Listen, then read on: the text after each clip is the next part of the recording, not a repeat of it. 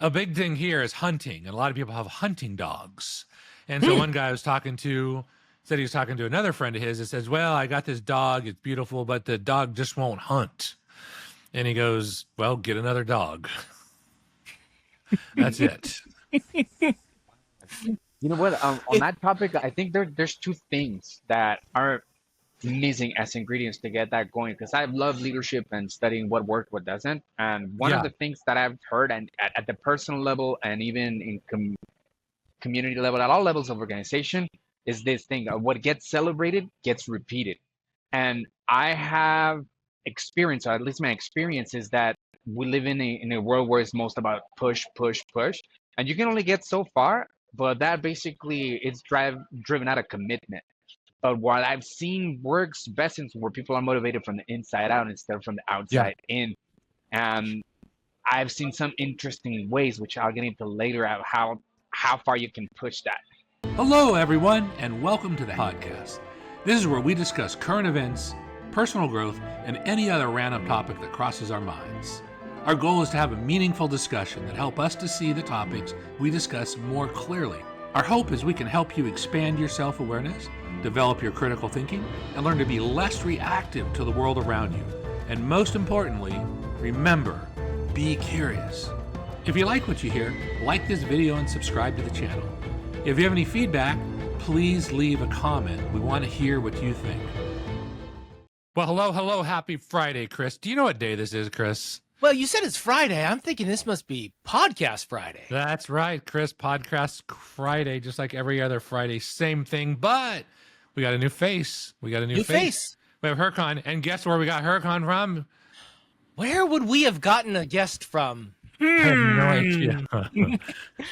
And, one of these days we'll run out of Toastmasters to invite. Exactly. But this is no ordinary Toastmaster, Chris. This is the president of our Toastmasters Club. The president, yes. The Presidente. President, El Presidente. He runs the show, actually. Oh. So Hurakan, what do you think about being president? Well, you know what? I'm really humbled down that you guys chose me and allowed me to be president.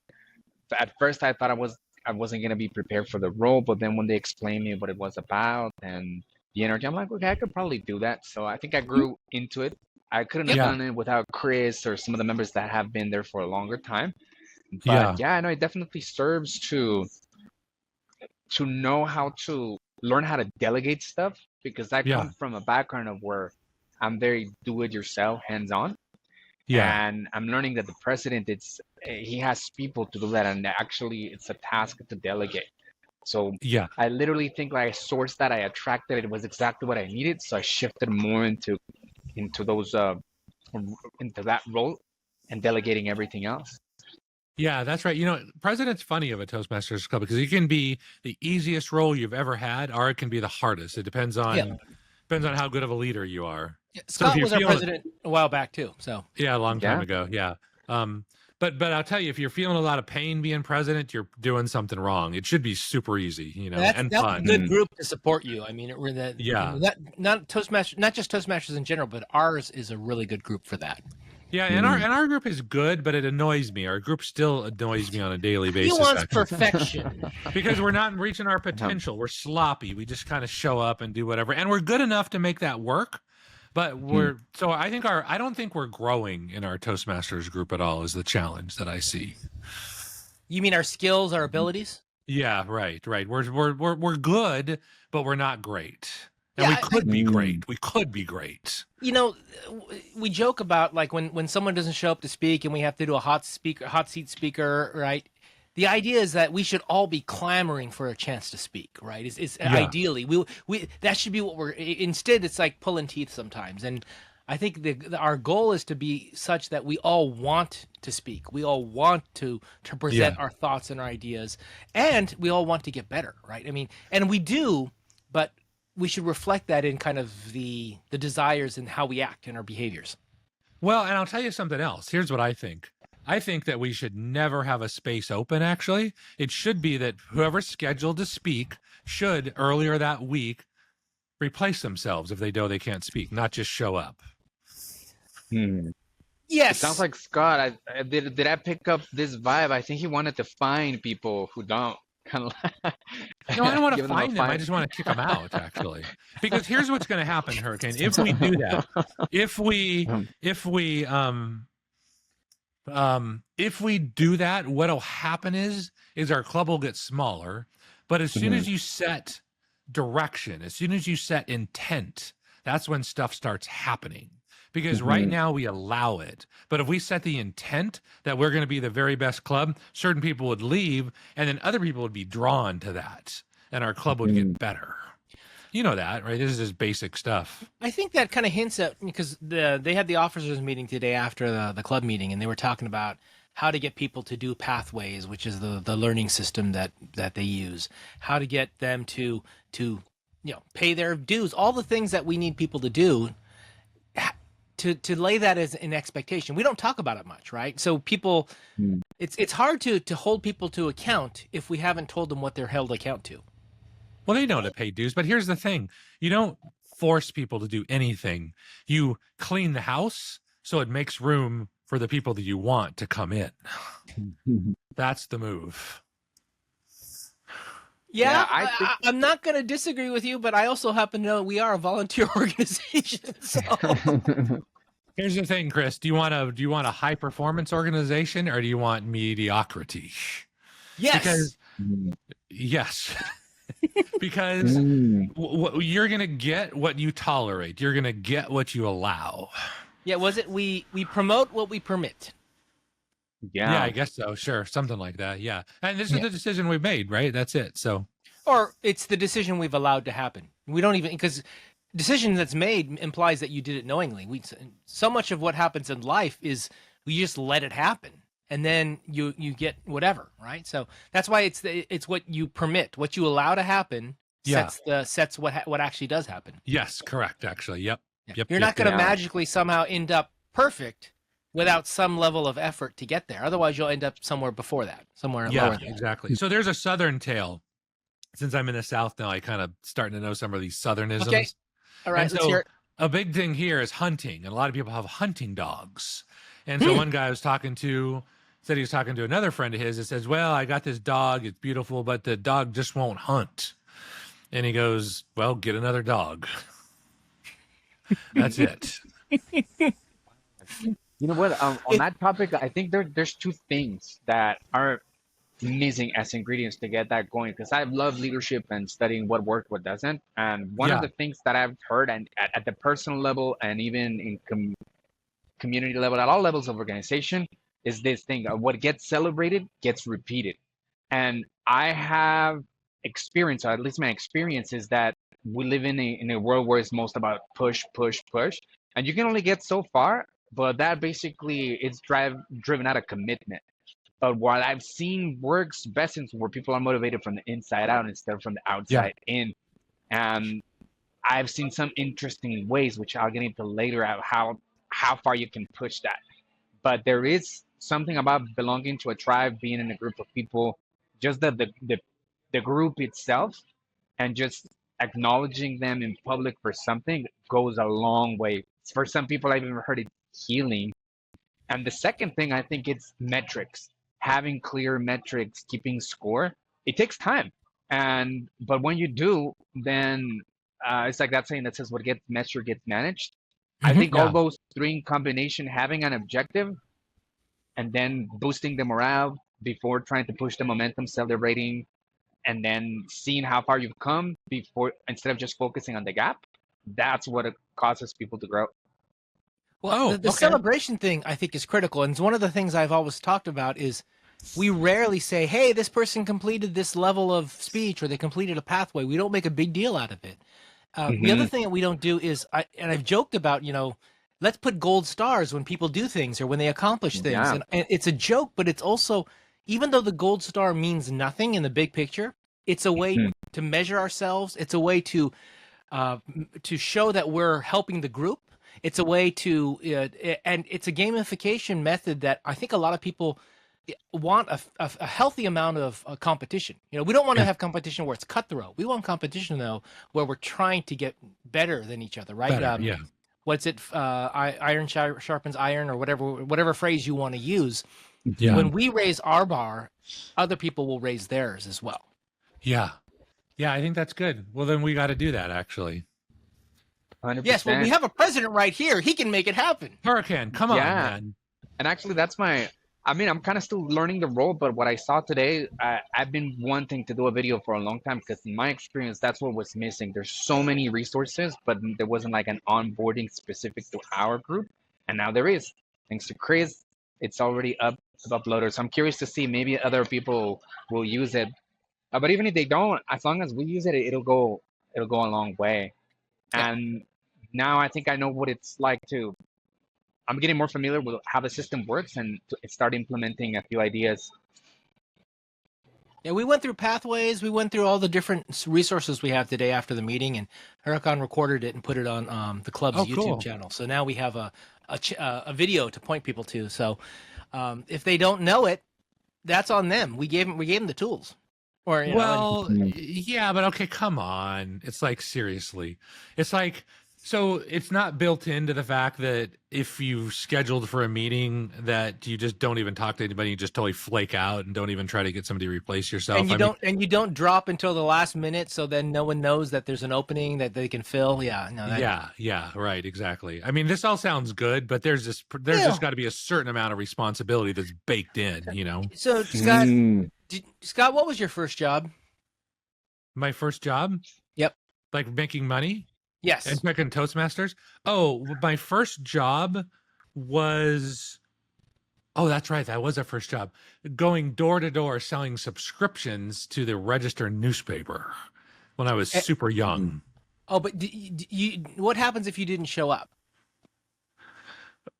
I didn't even think about that. I just showed up. Because one of the things when I used to work, I was on doing hourly. If you couldn't show up, your responsibility was to find the replacement. Go to your manager and say, I can't be there for this shift. Here's my replacement. Well, yeah, that's just like built in, right? I mean, apparently it's not built in. Actually. That's it. It's not built in. But I think that's what it is. It's like I'm taking on, Jamar says I'm the speaker this week. I have responsibility. If I can't do that, then the responsibility is now on me to find the replacement, not on anyone else. Yeah, no, that's exactly right. So here's my thought. Like, Hurakan, you got to get into this because you're the president, actually. So here's my thought. It's like, do you really want to take on the role of training people to do that in Toastmasters? And maybe you do. Maybe you do. My thought is just dump them and just get a new dog, right? Well, that's got that basic training. I think if you call it out, say this is the expectation because people aren't doing it, and then you measure it. How many people don't do that?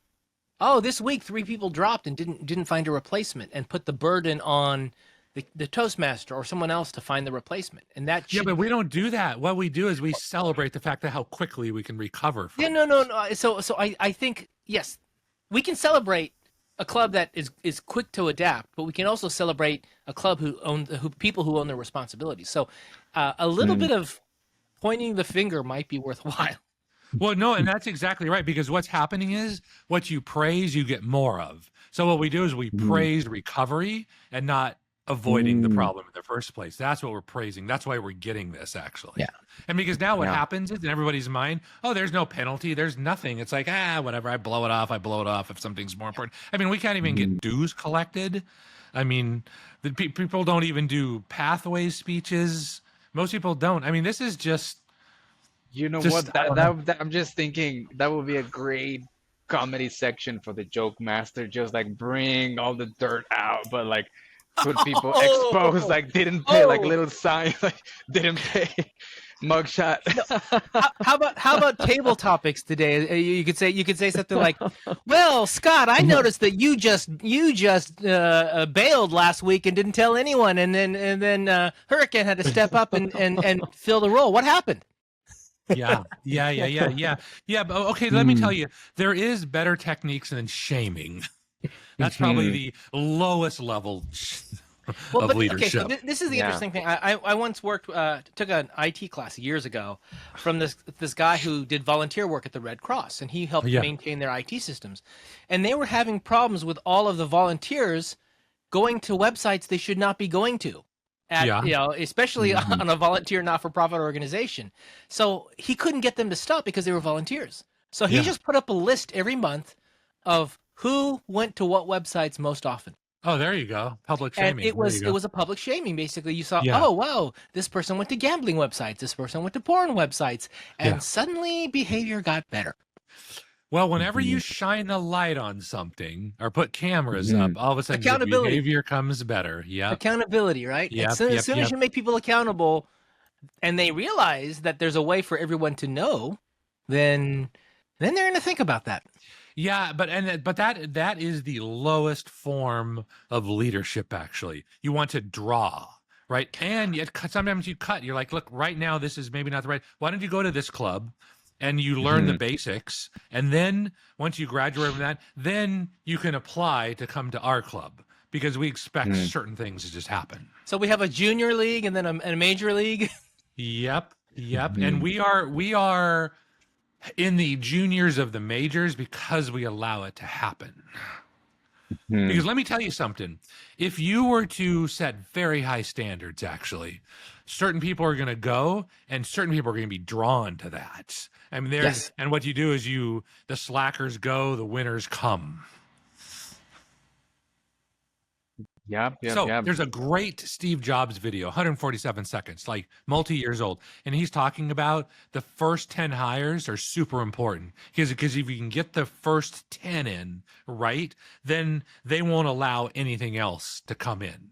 Or you listen to Dave Ramsey, right? Don't let crazy in the door. Now, we don't have any to be crazy. We have great people, actually. But they're just not, they're not putting out. They're not delivering. It's like Navy SEALs, right? You jump 300 in, and these are not average people. These are already highly qualified people, and you get like 20 or 30 out. So anyways, there's some self-help,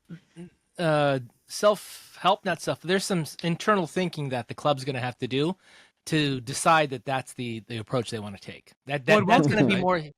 That is actually you're going to have to do some sessions around that to get us all to that point. But we won't do it, right? Because we've been trying to do that for 10 years, and we're in the same spot that we are right now. The same Clement, invite people, same Clement, pay your dues, and make sure everything's a pathway speech. Again, if you want to invite people in, you got to measure that. How many people did you invite this month? Yeah, well, I didn't invite anybody because I can get away with it because there's no requirement to do it. But if we say everyone has to invite one person a month, we'll start even small like that. But we have to measure that and show who did not invite, who invited multiples. Yeah. Right. Yeah. So we need the metrics. Yeah. Even getting the points for the club to get a high rating requires us to. Periodically we go over the report and say, here's how we're doing, right? We need to do that as a regular basis. Yeah, no, I think so. We need to expose the information because the information's not out there, actually. Yeah. I can't get access to it. When I was an officer, I could get access to everything. It was awesome. You can get access to some of it, but it is not an easy thing to do. I had to go searching the other day to find it. Yeah, I like Scott's language is like expose. It's like to get them out. But I can't tell you that I love leadership and everything without mentioning this. That I don't want to get too controversial, but as a leader, no, yes you do. Yes, we do. Well then let's bring it in. I want to challenge your train of thought a little bit because this is something juicy that I wanted to get your thoughts on. But in all the circles of leadership where I've been, it's like, hey, we can't say it's them because if I'm leading them, they're the reflection of who I am. Yes. And in Japan, I know that I don't know if you've seen the movie Hacksaw Ridge when they were trying to take over, but basically the generals, they get decapitated. Like it always goes to the head. In our culture, it's very easy. We allow blame to happen, but in other cultures, they're very keen on that the problem's at the top. Just like he was saying, you get your first 10. Those are like the branches of the tree that are going to set the tone for everything else. Yeah. Having said that, one that I've been doing a lot of leadership trainings and etc. But one of the beliefs that we have is like 3 different levels of responsibility. The lowest level is responsibility is no responsibility at all, and that would be when you're in victim mode, blaming things. Yeah.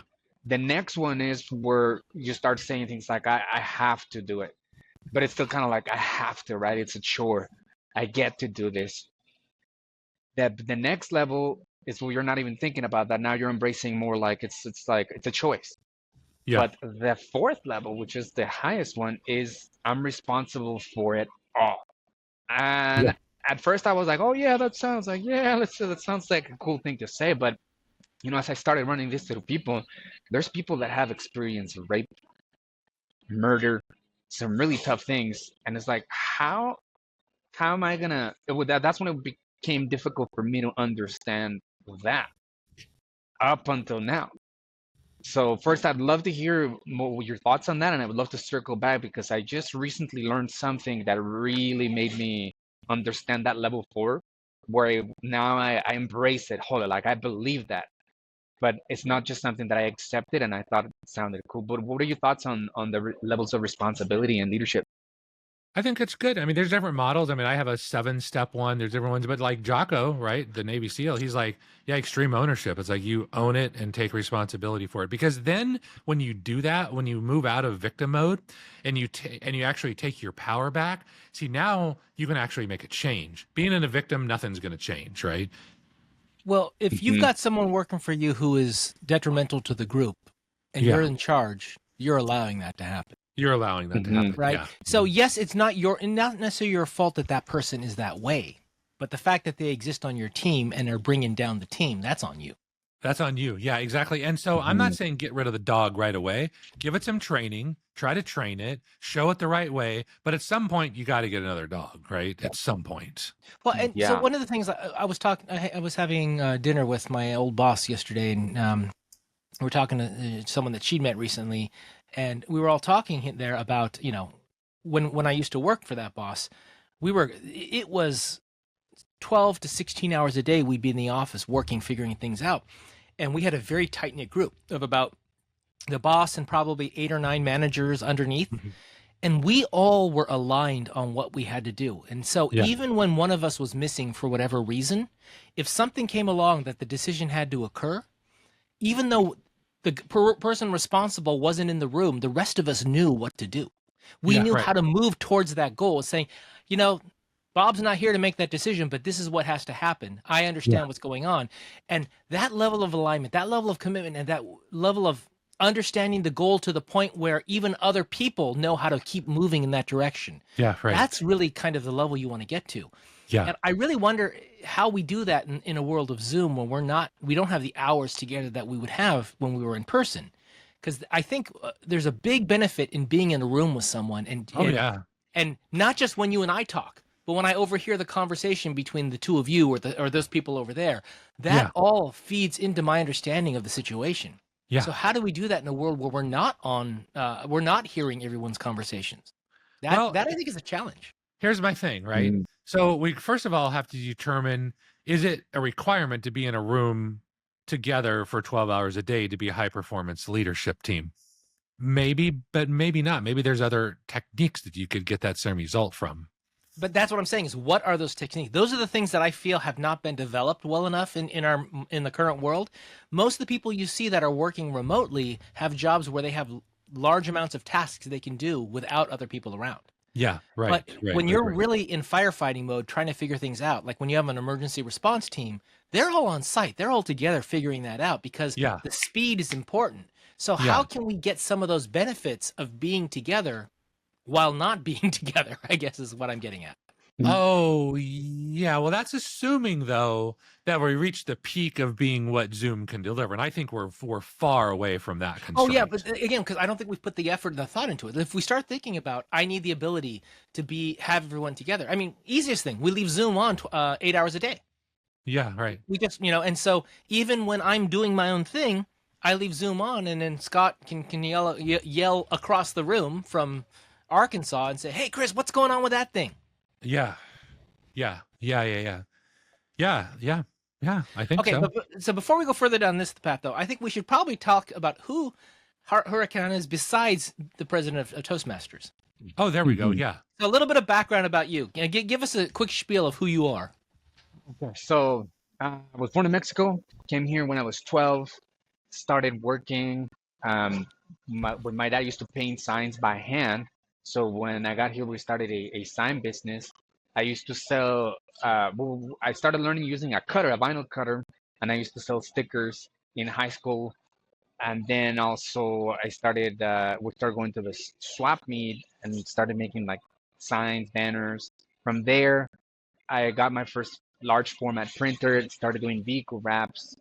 And then my dad knows how to weld and build things, so we started doing like metal signs, monument signs for shopping centers. So if you don't know what a channel letter is, it's basically the. Have you seen the Starbucks sign? The letters that go, the lit up letters that go on the outside. That's Hmm. a lot of what we do. We also do murals for. A shout out to Cardenas Market. That's one of my biggest clients, and we do all their signs and trailer wraps, all of that. But then, as a way to retire my parents, I started getting into real estate, and I bought my first property on in Riverside in 2019. Then I duplexed it, and then I also put it on Airbnb, and that's where I lived for a while. That's when I used to live on my own in just that little what we call an ADU, which is stands for accessory dwelling unit. And then from there, bought another property, then also duplex my parents' property, and then I have another one in Desert Hot Springs, which is where I currently live, and that's the one where you've seen with the big murals, etc.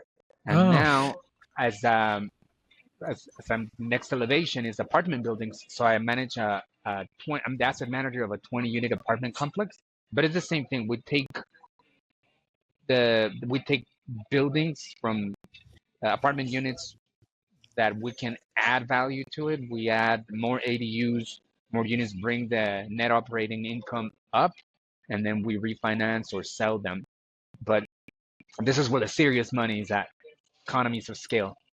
So this is what Tony presented on a few weeks ago at Toastmasters, right? He's got a property, Yeah, he's doing a similar thing too, right? So um, yeah. so you mentioned retiring your parents. What does that mean?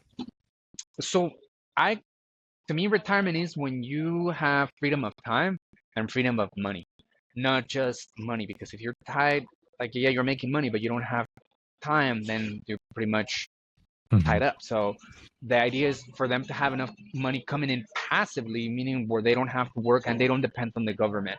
So the best vehicle I found is real estate. Stocks, I'm not too crazy on them yet, only because I'm trying to build a strong foundation, and it does feel a little bit like gambling.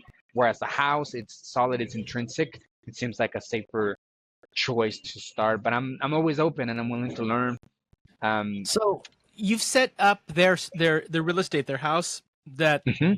their cost of living is covered by the income of off of the rentals. Is that how that works? Yeah, yeah. So the at the moment with the house prices being so high, the only way to make something like this cash flow, like for example, in Airbnb, you get paid more, you make more because it's a little hotel basically, but it is a business, so you have a lot of turnover and you have to manage it. That will yield more money than renting it out to a long-term tenant. Long-term tenants right now, the margins are very tight, and by the time they move out, you incur a lot of expenses fixing things. Whereas with the Airbnb, it's getting deep cleaned every month. I mean, every like 2 to 3 times per month, sometimes even per week, depending on the stays. So the the property's in mint condition, and then the idea of duplexing it is so you can cash flow even more. That's also what will prevent it if the market goes down. You have enough equity in it, and you also have enough cash flow coming in, so that even if it's not on Airbnb, you can still be positive. And as time goes on, inflation rises, but because your mortgage stayed the same, your ability to pay it becomes easier. This is why most people don't know this, but this is why the government wants inflation, and the ideal target is about 2% because they are the biggest debtor. All those bonds that they issue, it makes it easy for them to pay when the inflation is Yeah. high. Well, and you have to just pump more economy because it's growing, so you need more. You need more liquidity as well. So yeah, but that's Yeah, considered healthy in our system, 2 to 3% per year. That's Well, good. it's considered. We've been taught that that's the expectation and that's good. Yeah. I think we could argue whether or not inflation is a good thing overall, but the way we've been taught over the past since the 70s is that a certain level of inflation is expected in a growing economy. Yeah, right. right. But they say not only that, it's required because you need to pump more money into the economy to grow it. I understand that argument. I don't know that I believe that argument. Oh yeah, no, that's valid actually. Yeah, well, you're wrong. So, just catch up. Yeah, but I would have said, because remember Kevin was one of our early guests that we had, and we talked about money, and he once made a comment to me that inflation does not happen naturally. If inflation actually, costs of goods should go down over time as efficiency goes up. Well, they do. Yeah, that happens all the time. Yeah, and yet the costs keep going up, and so there's multiple factors involved. But one of them is since the 70s, since we got off the gold standard, we ended up having the ability to basically make more money in the economy, right? Yeah, we print it, or the bank, when they give you a loan, creates money out of thin air, basically. They just poof it right? into existence. And of course, the idea is you don't want to give money to everyone who can't, because you're paying with future dollars you don't have yet, usually, right? When you're taking out a loan. So basically, you actually create the need to keep creating more money to pay for the interest for the money you just created. So you have to have growth in order to keep that viable. And what's happened in the last, since the pandemic, I mean, it's past 20 years, but since the pandemic especially, is we've been producing so much faster than we're actually growing, right? We printed a whole bunch of money during the pandemic. That was the government debt. And then, of course, we have individual personal debt that we get from banks and the like. And a balance of all that together is supposed to be offset by the growth of the economy. And what happened here was we kind of had stagnation in a lot of the growth, but we kept spending more and more, which means we had. And so the way they would find more money is not to tax us more, but instead to just print more money. And when you do that, you're deflating the value of the dollar, right? Or lowering the value of each individual dollar because there's more dollar available. Yeah. I'll tell you, if you want a best model of this, go study Ray Dalio. He's really good at it. Yeah, I've seen all his videos, the how the economic machine works. It's great. Well, he's pretty much convinced we're going to have an economic reckoning coming up soon that's going to be very bad for the world and America. Yeah, I remember. I mean, we're literally seeing it. Have you seen the other one? The one says the world order the changing world order.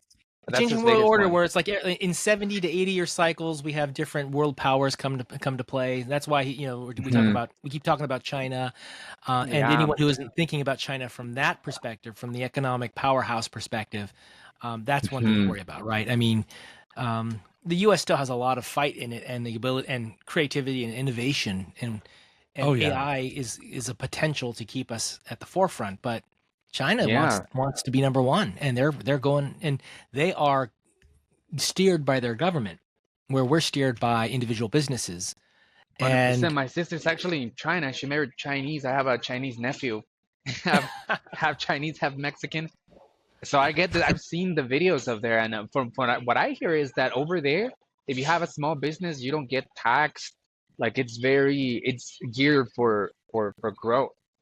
And you could get anything produced really easy. It's a very different story. When I went there, I was like, oh man, I was expecting to see more of that like tight communist rigid control, and I didn't see that. It was like very advanced from what I saw. Very clean too. They made an effort to adopt capitalistic viewpoints on a lot of the way they run the country 20, 30 years ago. And I think they're seeing a lot of the benefits of that.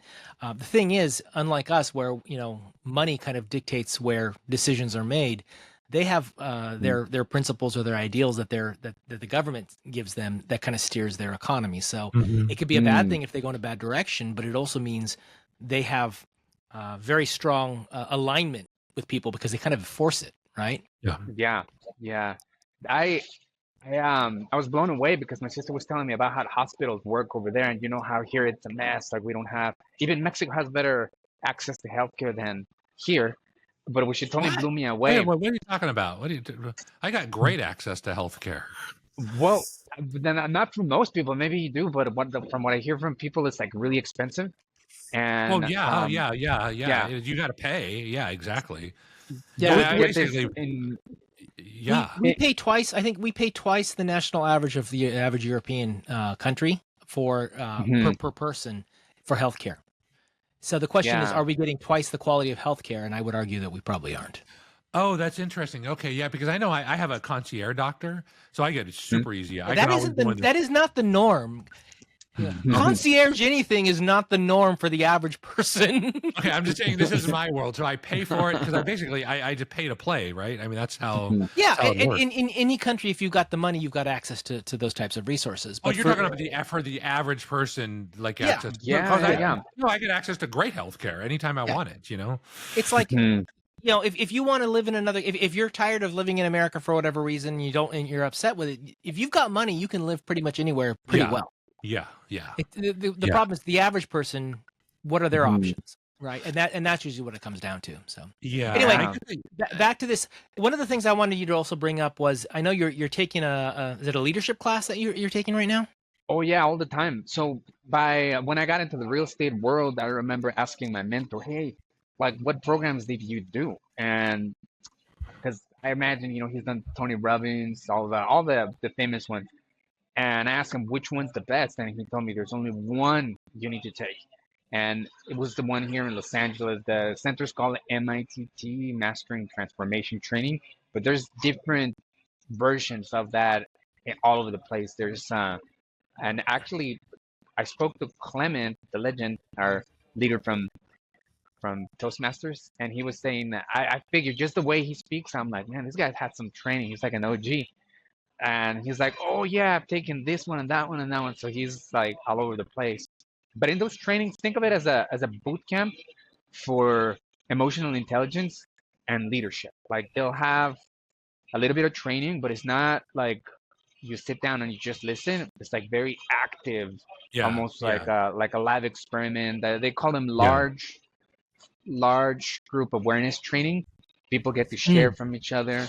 But imagine this, they throw 100 people in a room, and then by the end of a weekend, they start pulling together like a team, like in ways that it just blows your mind. But it's just taking the time to connect with each other, see how similar they are. And I've seen tremendous progress over a weekend. Then after that, they start throwing more challenges and challenges. It's supposed to be a breakdown process. Sometimes the teams start pulling together really well. They just naturally, let's say, like you said, like attracts like. If they, for whatever reason, attract a group of people that are actually working synergistically, they'll go back. The seniors, the staff, will go back. Hey, these guys are pulling together. Let's throw them a wrench. So they'll throw more. They just raise the bar until they crack. And that's the idea that these trainings are meant to be like a micro world, so you can see what your limits are. It's like a Spartan race emotionally and for leadership. So they're constantly causing breakdowns on purpose. So for you as an opportunity to break through. Not everybody finishes. Out of 100 people, maybe you end up with like 20, 40 on the high end, 30 being average, sometimes even less. There's some groups that they're so chaotic and in breakdown that they're like, you guys are not pulling together. Like, this is it. They cut them out. Yeah. There we go. I like it. Toastmasters. Let's take that model of Toastmasters. That's exactly right. But let me tell you something. You do that for a year, we will truly be the #1 club in the whole country if we did that. Let's do it. Hurakan, I like it. And speaking of leadership, there's different kinds of leadership. Just leadership in itself is not intrinsically good. There's bad leadership. We had Hitler. There's tyrannical leadership. And then there's servant leadership. There's different approaches, different styles to it. And I found somewhere in the middle where, for sure, I definitely want to be a part of a team that's high performing. So that would be like my real estate team. Like, nobody's chasing us. Like, we all took this training out of our own money, but then we come together, put these people that have been chiseled in so many ways, like things just flow. We're not even there for the money. We're there for the vision. And we carry it as if it was our own and it's like bigger than us. But then I take that and it also trickles down to my other businesses. So I'm willing to adapt and work with other people.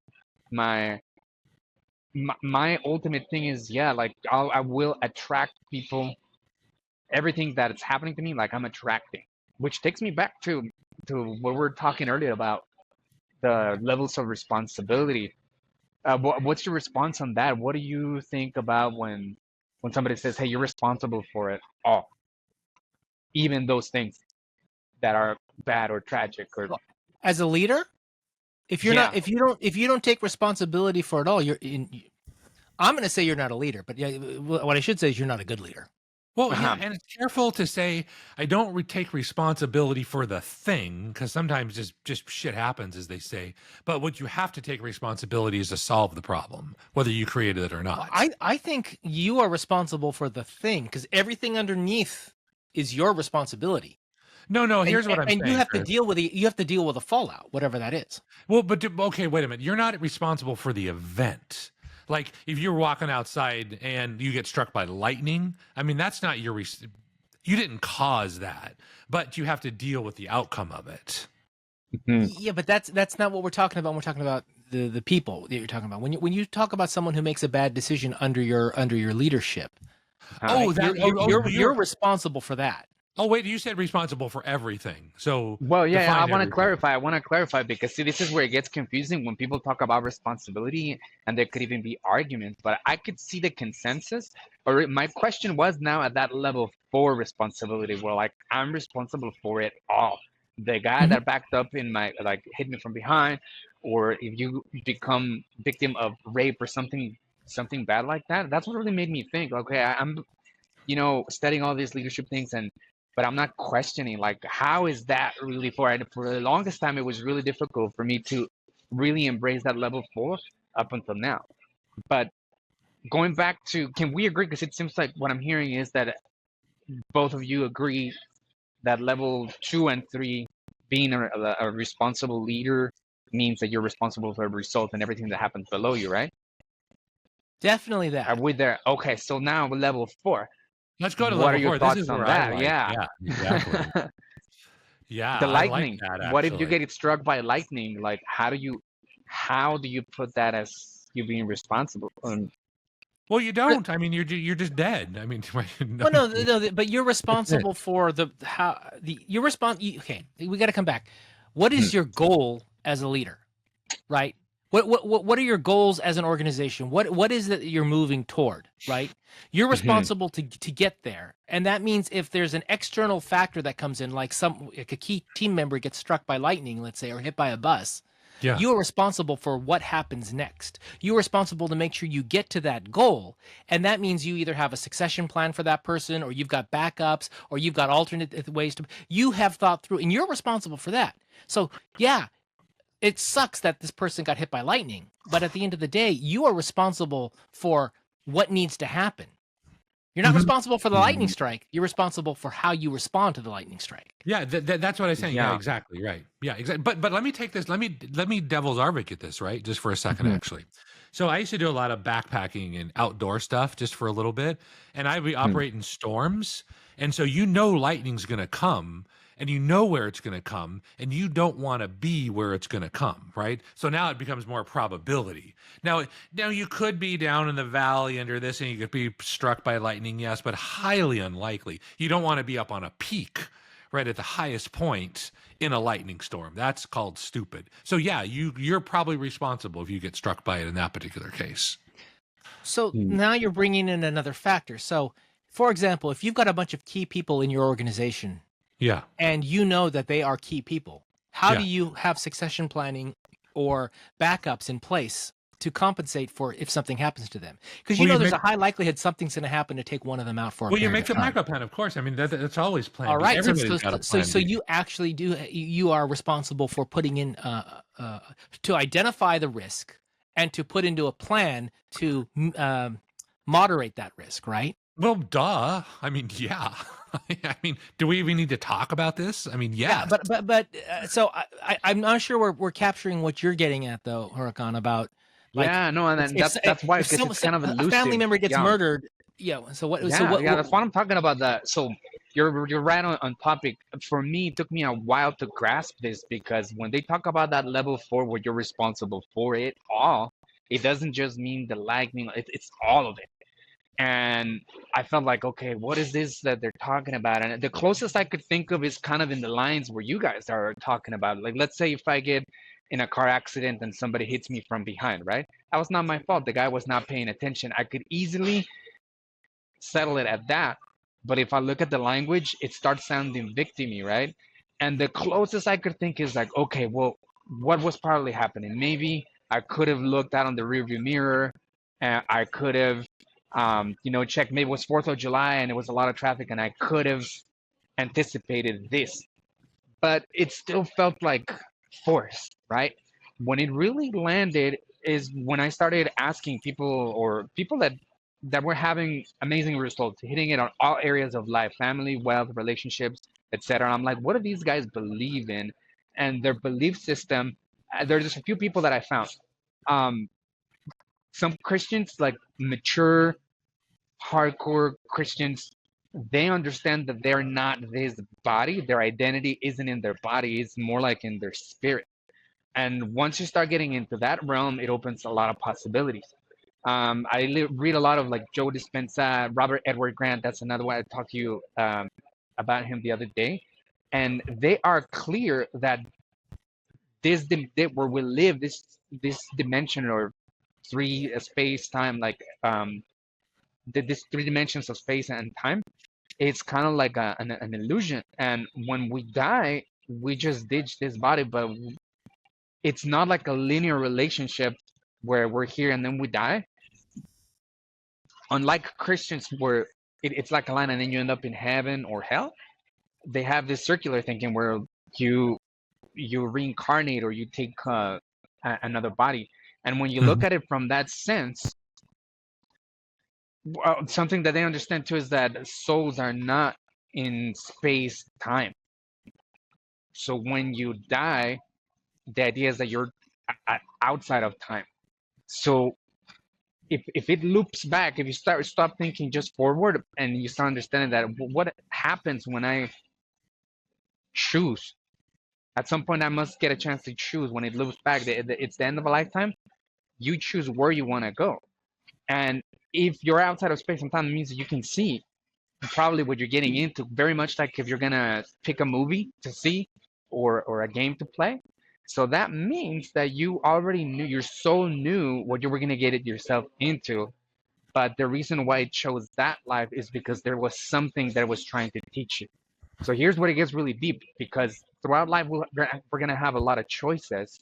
And ever since I learned that, it really made me think, what if I chose this entire lifetime just for this one moment so I could choose different? And ever since I had that, now every moment is different, because I'm like, what if that's the woman that I was, or what if that's the thing that I was supposed to do? And all of a sudden, when bad things happen like that, or so bad, I'm like, what is my higher self, or what is my soul trying to want me to learn in this lifetime about this? And to me, that's been the most so far. Like this, I just learned this recently. I think I lost you there for a I second. like it. I generally like the idea. I don't know about all that sort of thing, but if you just live, you're responsible for everything, then you have power, right? And sometimes you're gonna die. So you're gonna get caught for something. You're not gonna see the car that's behind you. You're gonna be distracted reading a book or talking to your kid or something. You're not gonna be paying attention, and then you're gonna get rear-ended, actually. But you had a momentary lapse of attention, so yeah, you pay for it, you know? I'm not seeing how this ties into a higher level of leadership, though. I mean, the world happens, things happen, good things, bad things, whatever happens. And that's just life. That's just reality, whatever you want to call it. And you are responsible for what you do about it. Could you have pre-planned? Maybe you could have. Next time, could you put in controls or processes to minimize that from happening again, or for the negative impact of that happening again? Maybe you could, maybe you can't. But ultimately, you're responsible for what you do in response to what's happening in the world. Oh, 100% right? there. That's but he's not saying that. Yeah, so I'm not understanding how saying my entire life comes down to that moment there or whatever, and then I have to make that, and that's the thing that's important. How that ties to a leadership. Oh yeah, how that let ties to me leadership cut you're in. talking So about. Yeah, because yeah. so for levels 1, 2, and 3, it's easy. It kind of makes sense. You want to get results done. It's like productive. You take responsibility. You're proactive. But what about all the other things, the other side, all the other things in life that seem to be um, unfavorable or are more difficult, the painful things to talk about? How do you process those things? What do you make out of those? Because in those, some events are so horrific that yeah, anybody would tell you, yeah, that was not your fault. But the problem though is that let's say for example that I get cheated on by my wife or whatever, right? And then I could or get stuck on that emotion because the end product of an emotion of an experience is an emotion. The past is the past, but if that emotion is still looping in a thinking and feeling loop, it's probably going to determine whether I feel that I'm in control or I'm a victim. The famous locus of control that they talk about. And some people that happens, an event happens and they get stuck. I was there for like about 4 years. I was stuck not understanding what happened. I was kind of in a limbo. But understanding now, like, okay, if there is something at the end of life, you shed the body, then what are we here? What are we doing? What is the purpose of this life? This is where you start getting into determinism and free will. Like, Yeah. do I have power over this? And I've been asking those questions and I still don't know the answer, but the closest I can think of is that is usually there's a lot of polarities and paradoxes, but it's somewhere in between the two. Like in this lifetime, we seem to have some sort of free will, but within the boundaries of what's possible. Yeah. Of course. However, Yeah. yeah, I'm Yeah, okay and- with all of that. I still don't Mhm. understand how this applies to leadership. So if let me if answer the you've got question for you. leadership and someone gets murdered on your team or something bad happens to them, what does this have to do with leadership? Okay, let me That- tell you. I'll answer that it'll- question. Here's Give me 1 leadership, right? second. Leadership, if Yes. you can't lead yourself, Thank you you. can't I lead love anybody that else. rainbow color. So this is about leading yourself Thank first, you. and then you can lead others. That's it. That's the point. And so leaders take responsibility. That's it. well, there's just one more thing, Chris. So I didn't get to this. Remember, I told you that when I was asking these questions, I was first looking at the fruit. Like, who here is like, it's a millionaire or a billionaire that didn't go crazy with money? So, for example, like Steve Jobs used to be like my goat, but when I learned that he died and the way he died, and that he was considered an asshole for his people, I'm like, maybe that's probably not. I want to see what his wife says, what his children, the fruit that he bore, right? So then I started looking at different leaders, and then some of these are not even famous, but you start looking at, hey, how did this guy manage to make all this money without letting it corrupt him? Michael Singer is another one of them. It's like, what do these dudes believe in? Michael Singer is the guy that created um, WebMD, sold it for $3 billion, and all he was into meditation. That's it, surrendering to the present moment. So I know what it's like to take a business from 100 to 200,000 to 500 to million.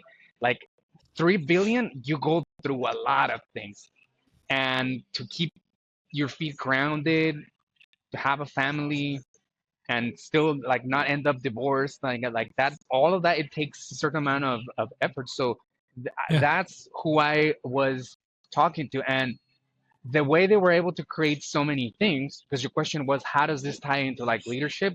Is that, well, if you understand that somehow you cause these things, then it's almost like you're waking up in a dream. You become lucid, and then you start creating not matter to matter, but you start creating from spirit, from using attraction. Okay, all of that is fine. Again, when you talk about you Mhm. are responsible for everything, Mhm.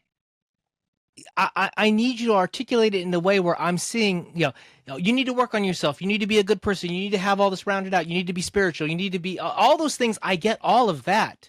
And that Mhm. makes you better at leading people. But Mhm. where is it you're going from level 3 to level 4? What is the connection? What is the change? What is happening there in how you lead? Because I think you're defining leadership somewhere different than where I'm getting at. You're looking at this, look at their whole life. Were they a leader in that perspective? And now you've kind of changed the definition of how we're looking at leader. So maybe that's the first thing. What do you mean when you say leader at that fourth level? Define what that is. Yeah. So remember, I was talking about a hierarchy with different levels, right? Because it definitely changes every step of the way. And 1, 2, and 3, that's a very human thing. Blame, victim, and then you go to start taking responsibility and creating results. But level 1, 2, and 3, you're producing things, but it requires effort. And yes, you produce, but it's limited because you're using effort. However, the people that I've seen and I'm modeling after, they seem to be working with something else. They seem to not struggle to create things. They seem to attract them. And as weird as it sounds, let me give you a tangible example. Take any artist and compare that to a struggling artist. The struggling artist will do a bunch of auditions, and for whatever reason, he needs to work extra hard to get it. And there's somebody that's already famous, and that person is already getting all the roles and he keeps getting more. Why is it that life seems to have these rules where the more you already have, the more you get, which goes very contrary. Yeah. But is that a leader? I mean, you're somehow saying, like, if you take that example and you have a famous actor and a waiter who's trying to be an actor, right? Does the person who gets the roles and is making the millions of dollars on it, are they leaders? Is that what you're saying? No, what I'm saying is that they're leading their life in a different way, and their belief system is radically different than most people, and that's why they're successful. And I've been studying, like, okay, how do I explain this to people in a way that makes sense? And what I know is that these people that are creating extraordinary results across all areas of life become the 1%.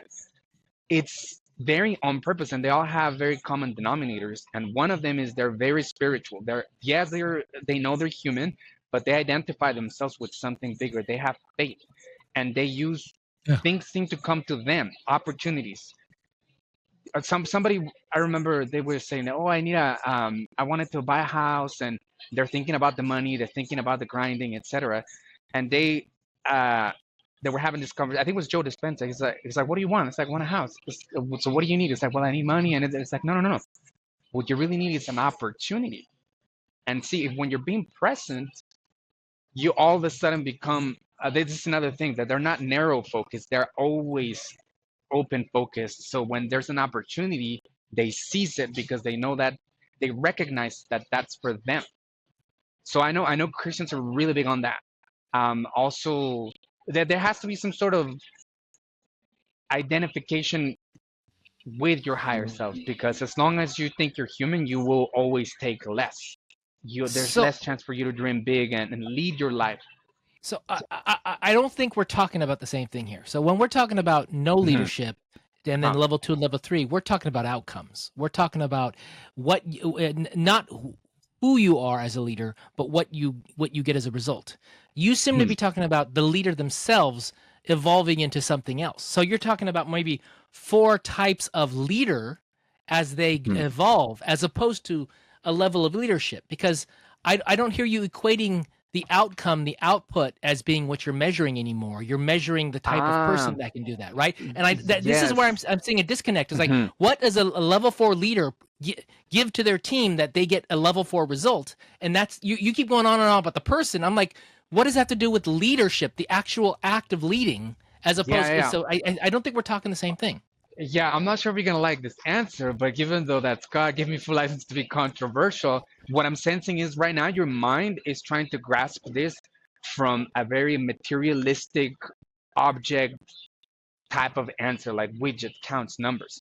And the point that I'm trying to make is like, yeah, that can get you by, but if you want to, like, the people that are making extraordinary results, it takes a different type of thing. They have to make a leap from materialism to energy. I'll give you an example.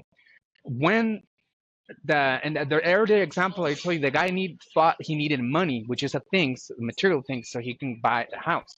But I know many other people who've built entire portfolios because they knew that all they needed was an opportunity.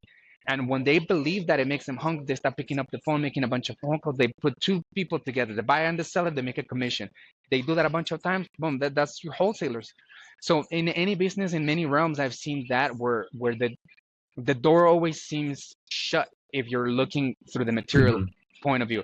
But when you start thinking with your intuition, when you lean back to your higher self, into your intuition, and not so much on your human side, then you start paying attention and opportunities open up.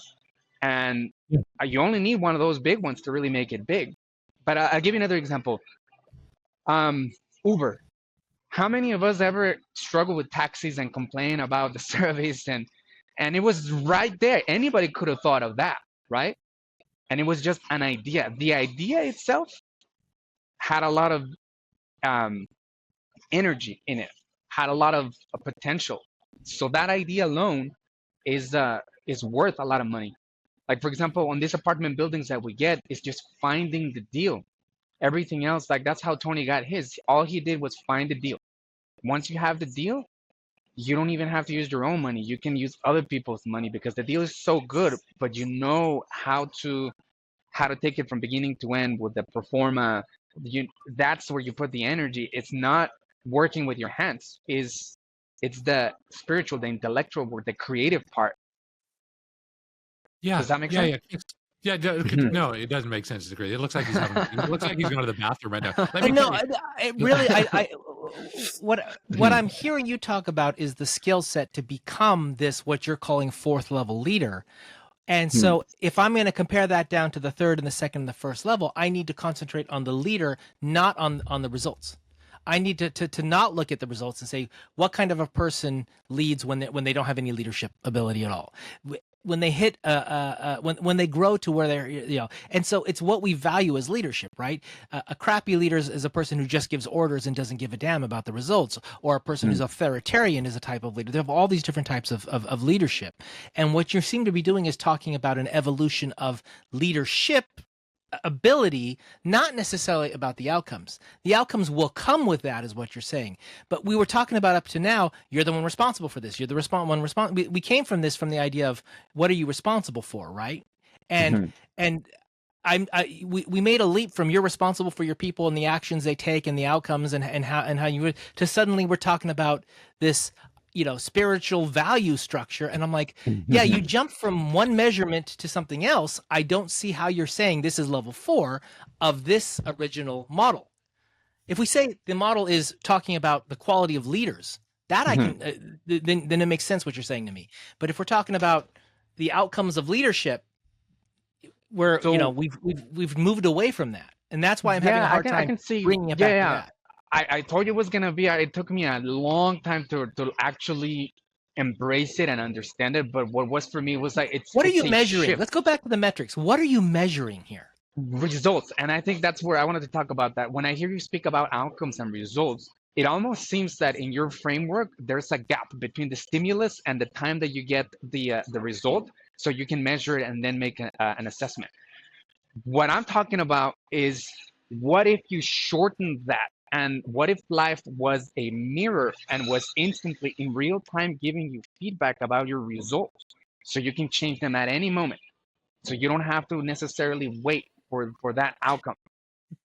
I don't think we're speaking the same language here, because I hear the words you say. I understand the words you say. I don't see how you're connecting that to what we talked about before. So I'll give you a challenge. Post your question again, but no more than 10 seconds. One sentence. Let's take it bit by bit.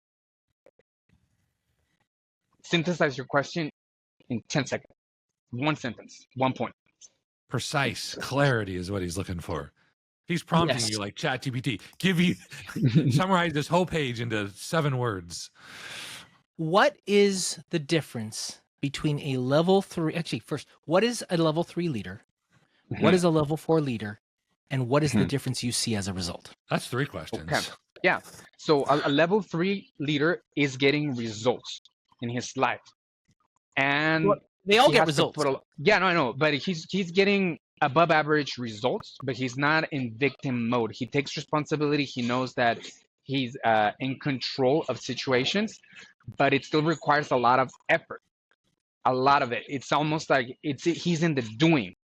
Everything that he achieves comes as a direct byproduct of how much effort he puts in. Physical effort, mental effort. You know. Okay, all right. So far, so good? I don't agree with that premise, but okay, I'll let you have that Okay. premise for this conversation. All right. I'm gonna say, so we can put maybe this is let's just to give you an actual avatar. This guy's maybe probably working in corporate America, has a nice job, house, family, etc. But he's not that exceptional, like living his dreams. He's kind of like in the grind, just doing and doing, and it's okay. It's not bad, but it's definitely not his fullest potential. That's what I'm talking about. That's the level 3, so to speak. It isn't bad. There's no pain points. He has everything under control, but he won't undertake a bigger task because he feels small. He feels like he can only do as far as his hands, as far as his output of one. Okay, so that's a lot of clarity there. That to me, I was not building any thinking like that into what we were talking about to this point. Okay. All right, so you're basically saying there's a leadership level that you achieve through effort, and you're saying to become the best leader, you need to get out of the effort model. Well, so let's get outside of the ambiguous language, because best, so we said we had 3 levels, right? Like victim people, then you have people that are taking responsibility, which is this level 3. But then the level 4, I'm talking about people who made history, like Gandhi, Martin Luther King, people who are actually evolving humanity to the next level. But I would even add, without wrecking their lives, without them sacrificing their health. That's the type of person that I'm talking about. Yeah, I don't consider those. So give me an example of a leader. The requirements of being the level of leader you're talking about. I think people can make change. Some things require effort, some things don't. And depending on your mindset, depending on your skills, depending on the people around you and the teams you've built, you're able to accomplish a lot of these things, right? If you surround yourself with people who understand you and have the mindset, you can be an asshole and get a lot of crap done, and it doesn't necessarily mean you're sacrificing your health to do it. There's a lot of conditional aspects here that to me are actual factors in how an individual shows up and gets stuff done. And so you seem to be putting all on the individual. So I'm having a hard time saying how can that be? Because leadership to me is not about so much about the individual, but about how that individual interacts with everyone else. Because a leader by themselves does nothing. A leader without people to lead isn't doing anything. And if you don't agree with that, then we've got to talk about that premise. Yeah, we're going to talk about that because I don't agree with that. So you think without other people there is the leader. You can be a leader without anyone around. Yeah, you lead yourself. Yeah, absolutely. That's the most important kind of leadership. I don't call that the same kind of leadership. I get what you're saying. To me, when we talk about leaders in America or in modern society, the whole purpose of having a good leader, as we would think about it, is the ability to affect change that you want. And to affect change, you're not doing it at an individual level. You're doing it at a larger scale level, which means you need other people. So leadership is really about how you interact with those people. You get them aligned towards a goal. You get them moving forward. And then you accept the environmental changes that happen, the earthquake, the murders, the accidents, whatever, and you continue to move towards that. That is where I'm seeing leadership. So you're talking about more of an internal aspect where you become something else. And Scott, you're saying that makes you a better person to be a leader, and therefore that will translate to leadership. But I'm not seeing I'm not seeing that as a change in leadership. That's a change in you. You're changing who you are. Well, yeah, you're changing your identity. And so what you're going to measure as is the results. I mean, if you could have someone who had all those abilities but never made a change in the world, then yeah, okay, they may have been an incredible leader of themselves, but the rest of us aren't going to know anything about it. Well, that's what that's what most people like almost everybody does that. Yeah, exactly. Does what? does what you just said. They're not going to make any huge change in anything. Yeah, right. Most people are like that. Mhm. But if we're not going to see the point being, to me, leadership is leadership something other people recognize, or is it something only you recognize? No, other people can recognize. But what you're talking about, you guys are kind of talking around each other like we do. Yeah, all the time. we're not talking the same thing here, and I'm having a hard time seeing the connection you're making. I They're saw different things. something because you were talking about leadership as in a group. Like there's a group and then there's a leader and the effect that they cause. And I was talking at both levels because my understanding is that the team is a reflection of the leader. So even though this is just one entity inside of me, I am leading my body, I am leading my own mind, my own thoughts, my emotions. There is leadership at the individual level, and then that ripples out. But it's, to me, they're one and the same. And this is another thing I've learned with successful leaders. There's no silos. There's no personal life and business life. There's just life, and the same values that to which they subject themselves to, that becomes the limit as to what they can ask for of people. Because with money and punishments and systems, you can only force people to a certain level. But again, that's the cap. The real big changes come from the inside out, not from the outside in. They're not imposed, they're evoked. This is how, well, I'm going to stop right there. So is anything landing for you there? Or? There's nothing in what you said I disagree with. I just don't understand how it compares to what we were talking about with levels 1, 2, 3, and 4. You're talking about, it feels like you're talking about development of the individual, and Yes, to 100%. go from level 3 to level 4, there's a development of the individual that has to occur. Of course. Yes, right? And that's Absolutely. the leap of But what I'm not seeing is how that goes back to the other model of, we were measuring 1, 2, and 3 before as to the scope of the leader's efforts in responsibility, right? You're responsible for everything is what we started this conversation with, and we said there's no responsibility, there's some kind of responsibility, then there's some form of we're not the victims, we're empowered, but now it takes effort, is what you're saying, and then there's what's after that as far as how we see that. You're saying that. I don't understand how the distinction, and maybe it's because in my mind, level 3 can be really powerful. I'm not understanding what is the impact of going to level 4 in this? Yeah, I mean, I would say the level 4 is more transcendental, and I would agree that level 3 is amazing. It's powerful. Like but we as human beings have so much more potential than we're actually using. So I don't know if it would help. Like, who do you think would be like a level 3 leader in your scale? How much net worth are you talking about? Yeah. Give me a number. So it could be why net worth. Why is net worth the argument here? I mean, well, no, it isn't. I'm saying just put whatever parameter you. No, the output is change. No. The output is just measure just in money because it's easy to measure. So you're the output is change. Parameter. I wouldn't say a Gandhi or a Mother Teresa had a huge output in the way of monetary output. Yeah. Right. So I don't think we can use money. We've got to use change. The ability to affect change is what we're talking about here.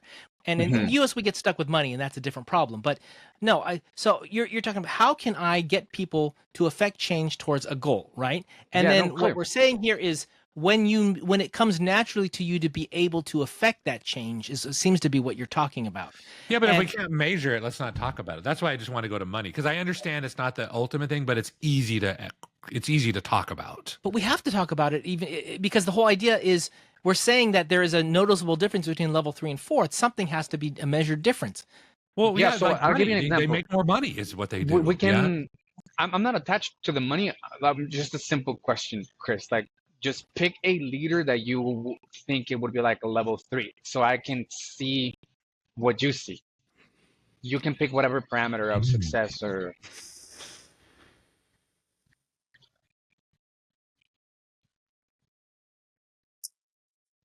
The problem is most of the leaders I can come up with would hint at what you're talking about, being able to affect a change outside of the money, right? So if we talk about, you go back to jobs if you want to talk about jobs. All right. Yeah, I would say that's a perfect, to me, that's a perfect number 3. because he was able to create change, massive change, genius, forwarded humanity, eliminated piracy. Like you cannot think of going on. But if I put the pros and cons, like what did it cost to take that, and the ripples that it left, I can't say that what he did was bad. You know, like he forwarded us like a lot, but at the expense of his health and family and relationships at work, etc. Could there be a better way? Not to say that he was a genius, and for a while he was like my top dog until I was like, ooh, yeah, maybe when I started experiencing relationship troubles, I'm like, yeah, well, that's why, because I'm just thinking, results, but I'm siloing just that and not thinking relationships, health, etc. So I'm like, okay, who is out there that is, So living the. if you were to change Steve Jobs into what you're calling a level 4 leader, Mhm. what would that look like? So again, this is where now I have to make the shift to the inside, because on the outside he checked all the boxes. Okay. So yeah, and I think so the next elevation for him would it be to be focused outward, to know that it starts with him, that it's a team. Like for example, instead of him showing the iPhone, it would be a collective. It's like, hey, here's the engineers. Like the best leaders that I know they have a vision, but they know they're gonna die. They're very aware that they're gonna die, and they're so focused on passing a legacy to humanity that they know they're just holding a torch for a little bit, for a lifetime. And during their lifetime, they're leaving plenty of other leaders, the younger generations, to take the stage, The best leaders you will always see, they have a sidekick, somebody, and then they transition. That's one of the telltale signs. Teamwork. It's never about I. They'll always put the praise on the team. And what we're talking about, celebration. So they produce other leaders. That's another, like a fruit, like a tree. A good tree that's healthy, it'll produce more and more and more. But if it's a sterile tree, it'll just give fruit once and that's it. So he could have, had he made different choices, instead of being a one-hit wonder, it would have been just a ripple, a ripple of constant leadership. Well, no, he's got that. Hurricane, I got to go against you on this one. Yeah, Because I'm disagreeing with that one. His legacy is Apple. It's more valuable than when he was there. Yeah. So, And I'm going to argue his legacy, right? I'm going to argue his No, storytelling. for sure. His storytelling around the phones was him. That was him telling the story. I don't know if bringing up the engineers that made it would have carried the same weight as him and the story. He took on the character of I am innovation, I am Apple, I am whatever, and became kind of a godlike figure in many ways, where people tended to worship him, which we don't tend to like, and yet that is what gave him a lot of the clout that he had, in my mind. Yeah, all the great leaders do that. That is a common trait. I mean, you look at Steve Jobs, Elon Musk, President Trump, right? I mean, all these people, they all do the same thing. It's all the same pattern. They elevate themselves. They take the spotlight. They're comfortable being in the spotlight, and they either want it or they believe they need to be in the spotlight for whatever reason. And more than that, they believe that they are the chosen one. And if you look at like Musk, he views this as I'm a tortured soul, actually. Yeah. So I'm that's what I'm saying. I'm hearing some value judgments you placed on what you think is good leadership that feed into how you're defining this. So creating new leaders, sharing the celebration, all these types of things that you're talking about as values that make a good leader. And I'm saying, well, there's effective leaders. Is an effective leader a good leader? Yeah, because you could be a good leader. Well, okay, good moral judgment good, as opposed to because effective good, right? Effective good, you could be a jerk, an asshole, whatever, and still make massive change in the world. In fact, I would say that's almost a characteristic of the true big people who make changes. Yeah, right. Whereas you could say a good leader is someone who nurtures and grows and builds a team and builds a movement over time, which I would say that would be that's a good leader as well. Well, no, I don't like that definition, because it doesn't have to feel good. It's like when you're making other leaders, it is not a good feel good process, actually. That's why you go to jujitsu, because you'll be better, but it won't feel good. You want to be a Navy SEAL? It doesn't feel good. So this is why I think we're going back to what's the output, right? Because so when we talk about, I understand you talking about getting to a better level, spiritual, accepting the way the world is, knowing that it's your responsibility to take action, that it's your job to foster the next generation of people. All those things I can see as being part of the mentality of being what I'll call I'm going to call it just a well-rounded leader, because I don't have a better term for it, but it's not exactly what I mean. And I think what you're saying is that may be the epitome of personal growth as a leader. That might be it. But when I see the outputs of leadership, that is a different measurement. And you can have jerks, and you can have nice guys, and you can have, a variety of skill sets that make that happen. So I'm kind of seeing two different measurements here, if we look at it. Does that make sense? Yeah, absolutely. A little bit. Yeah. But see, I think both you guys are missing it, right? You're on kind of extreme sides. So I think what Hurakan is saying is that you've got to literally elevate your mindset. And I'll tell you, the guys that are the leaders, they have that mindset. Steve Jobs thought he was the chosen one. President Trump thinks he's the chosen one, right? All the big boys, they think they are literally chosen by God to drive the humanity forward, actually. And you know what? Sometimes people get in their way and they don't treat them so well. Well, no, Jobs treated people who didn't get in his way, who were working for him. He didn't treat them well. That's not bad necessarily, right? I mean, we view that as, that's a bad leader. Well, okay. Is it? It's bad in one sense, and an individual sense, on an individual human rights or whatever we're going to call it sense. Yeah, it's bad to treat people like crap. But if you want to look at it from a societal standpoint, from an overall humanity standpoint of progressing things forward, maybe it's not bad, right? It's the mindset I'm looking, or it's the framework I'm looking at the world through. Am I judging him as, did he treat people well? No. Okay, he was a bad guy. Did he get a lot done? Yeah. Okay, he's a good guy. Well, right? Here's the thing. I've heard interviews of some of his employees, his high ones, and he said, man, these, and it's the same for Steve Jobs, Elon Musk. It's the same stories. I mean, they're just cookie cutter, right? They're the same. They're the same pattern. And they said that I've never worked so hard in my life. I've never been so stressed out in my life. And at the same time, I've never accomplished as much ever in my life. He goes, I'll never be able to do that again. And man, it was tough and it was brutal and I paid for it. But man, it's something that it's like a gift that I got at the same time, Yeah. That doesn't turn him into a nice guy though, just because the person got those results. I don't want him to be nice.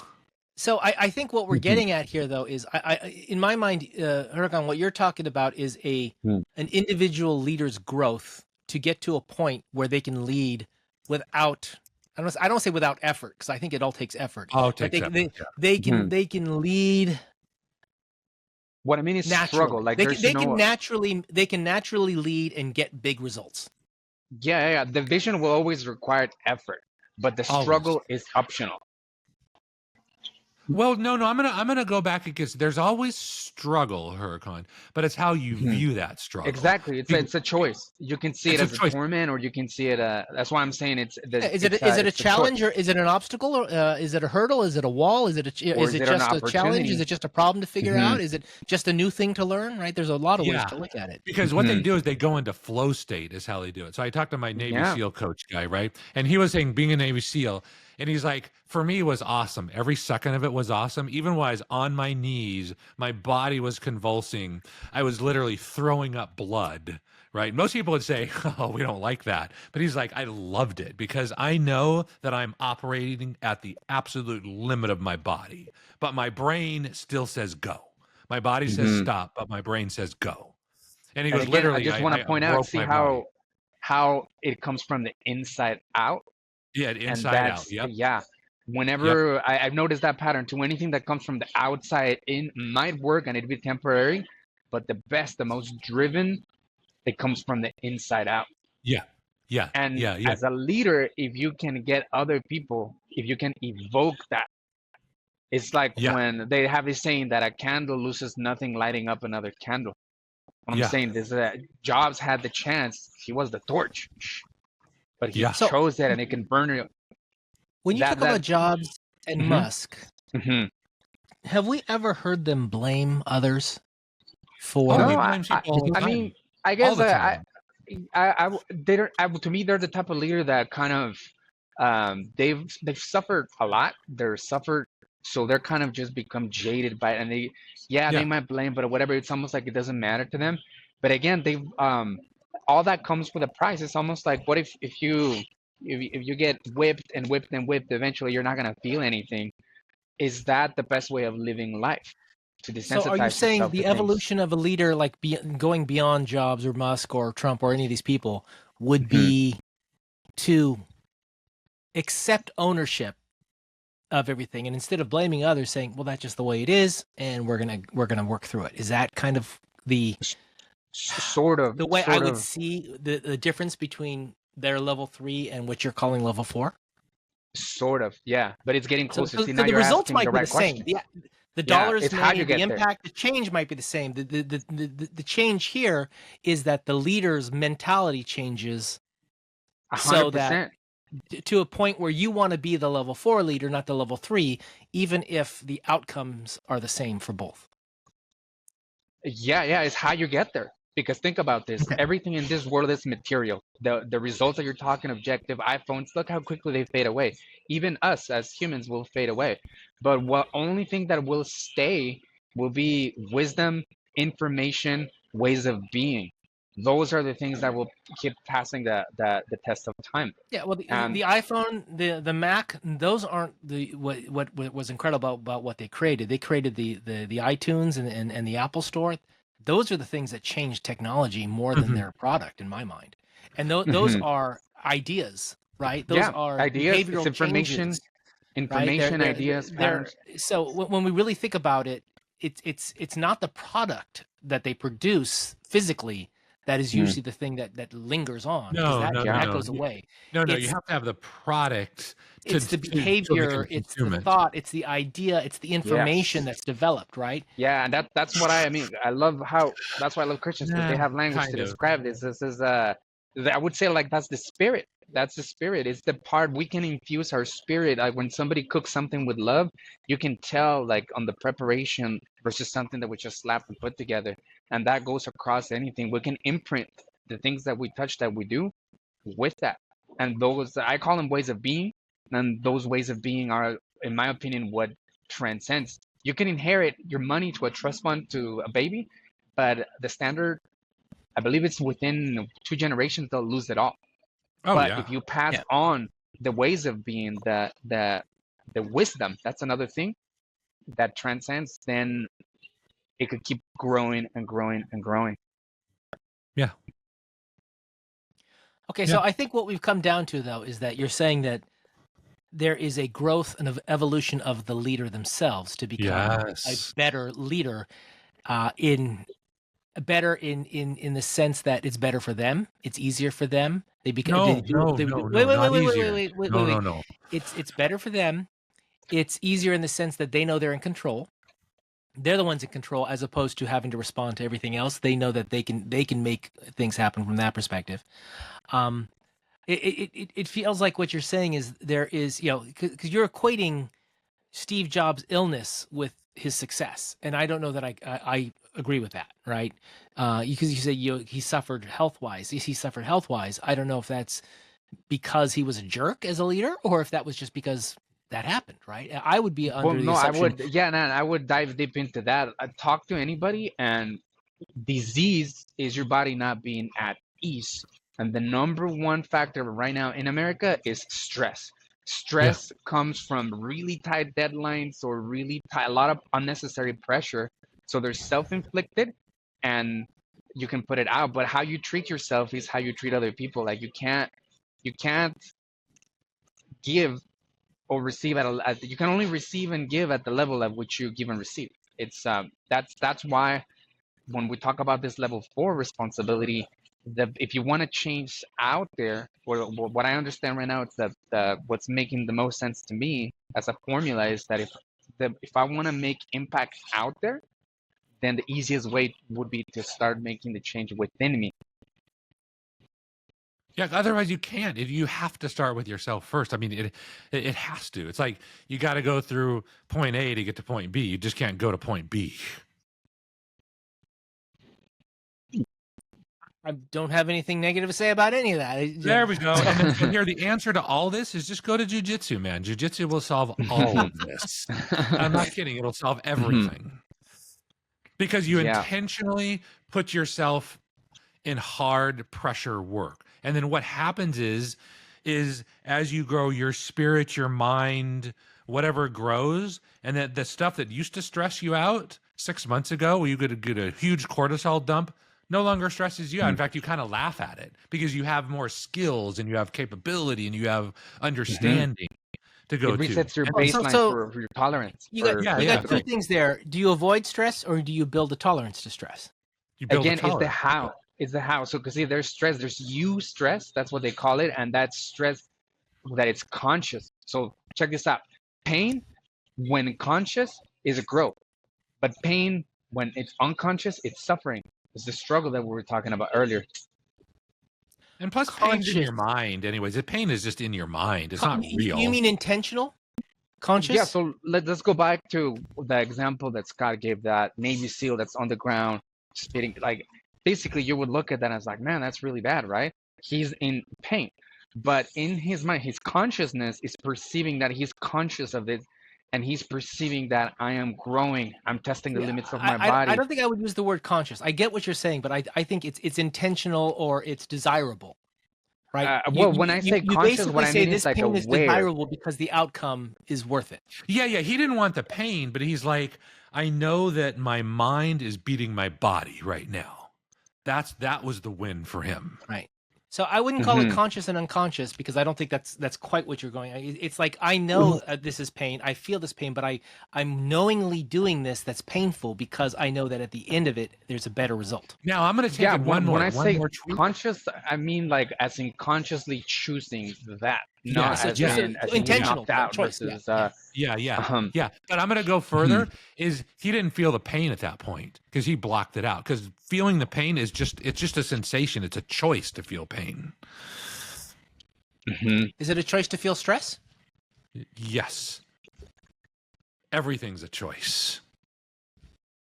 For some people, you could take one person and put them in an environment and they'd be stressed out of their mind. You'd put another person in there and they think this is the best play day I've ever had. So you're saying it's a choice? Yes. Not choice here, not in your thinking brain, right? Because your thinking brain, oh, this is uncomfortable. Actually. So let's be clear. When you talk about choice, it's not like I'm knowingly saying I'm gonna stress out over this.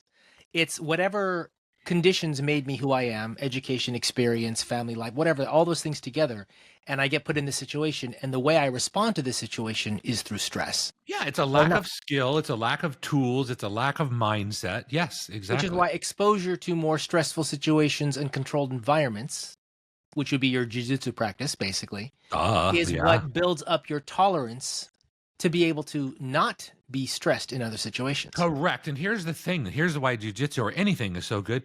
Because you don't just build tolerance in jiu-jitsu, you build it everywhere.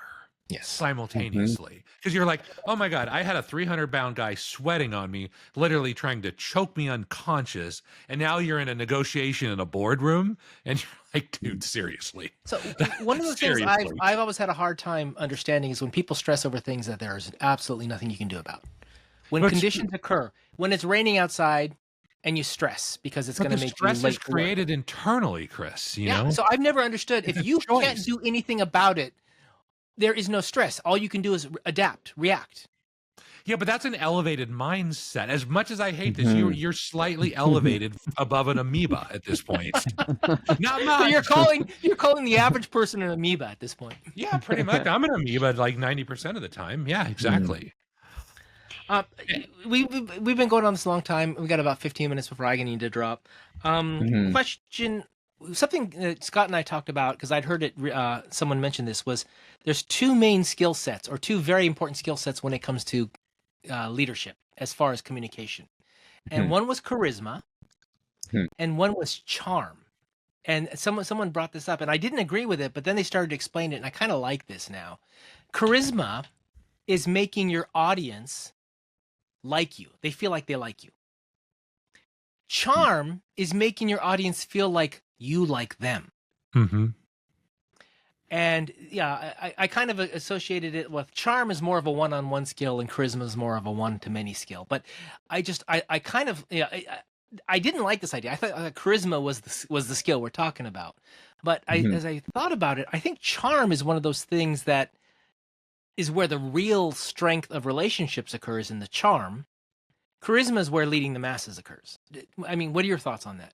No, I don't think anything could be one-to-one or one-to-many, both of them. Okay. I wouldn't That's limit fine. it to like just one's one-to-many and the other's one-to-one. Okay. Because Steve Hurakan, what Jobs do you was think? great at this. I mean, he would literally, was he the guy, who was the guy that got the guy from Pepsi by selling him, like, do you want to sell sugar water for the rest of your life to kids, or do you want to come Yeah, I change think that was the him. world, He right? hired him away from Pepsi. Yeah. That was whatever charmed him, probably, right? Or something. Well, yeah, that was also knowing how to connect with that person at a core level, right? Manipulate, yeah, whatever, right? So, well, manipulation is not always bad. No, not always. It's the intent, right? So Hurakan, what do you think of charm and charisma? Do you think there's more Well, to I'm it? hearing so many things. Also, I think I would say I'm coming from a mindset that how you do anything is how you do everything. I don't see an inside and an outside world. The more I remove silos and separation, the more simple life gets. And Yeah. the ability with which you can love yourself will naturally make you attractive and also charismatic, and you will fit and you will attract the right people. And it doesn't feel like you have to, like it's something outside of you, because anything that's just a general rule. Anything that becomes a parameter or something that it feels like it's outside of me, it's like a half truth. It'll work. It'll probably get me to buy in, but then eventually it'll keep me spinning my wheels. Where the only way I found to be authentic is, again, by working on me on the inside, because like you said, it could get really easy to start learning, thinking about manipulation. So I think there's manipulation, there's persuasion, and then there's being authentic. Those are the degrees that I Authenticity see. is is the main thing I took away from what you said from the start of that. What you were saying is, Yeah. if you're authentic, that will connect. And I think Yeah. to a great extent, we've talked about this in the past. One of the reasons I think Trump was so successful, even though he's foul-mouthed and says a lot of things, insults people, was people felt he was authentic. He was what he came across as. Yeah. Whereas I think the Democrats did not come across as authentic so often, and that hurt them. Right. At the end of the day, it's like if all I'm going on is do I really know who you are, and that's the thing I'm going to judge you on. The person who comes across as more authentic is probably going to get it. You don't have to like everything about someone to admire authenticity, right? And I feel like that's so much of what we put on today is, what do you want to hear? I can't say certain opinions because I don't want to offend you, so I can't be truly authentic. And maybe the idea is that when you're authentic, you're a jerk or you're a racist or you're whatever. That's a possibility, but that. The inability for us to comfortably be authentic is part of what society pushes on us today. Yeah, but I'd be careful of that, because people aren't attracted to being authentic. They're attracted to be authentic, and they believe in what you believe in, or you can paint a vision for them. That's what I they think, want. yeah, but I think that's even secondary to the authenticity. If No, I I don't don't trust think that you are truthful in how you present yourself, then I can't trust anything you say. No matter, even if everything you say I believe in, if you don't come across as authentic, then I don't believe that you believe in it. For you. But I'm telling you could have two people, and one people think it's totally authentic, and other people think absolutely not Well, authentic. yeah, no, but what I'm saying is, what comes across as authentic. Like, if I don't believe authentic first, then anything you say after that doesn't matter. Oh yeah, I'll take that. Authentic is the first step. Yeah, and in many cases, I think that was the only thing that Trump had over the Democrats in many situations. Oh no, he had And politics. no, I know. I think that for a lot of people who voted for him, that was the thing that convinced them, was like, this person is authentic, that person is not. And therefore, what comes out of their mouth, I don't agree with what this person says, but I know that they mean it. I don't agree. I agree with what this person says, but I don't know that they mean it. I mean, Well, that's a problem.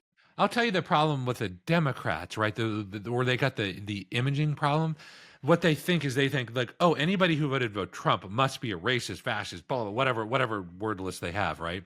And the reality is people who voted for Trump, they know he's jacked up, right? They know he's a freaking wrecking ball or a chainsaw, some version of that actually.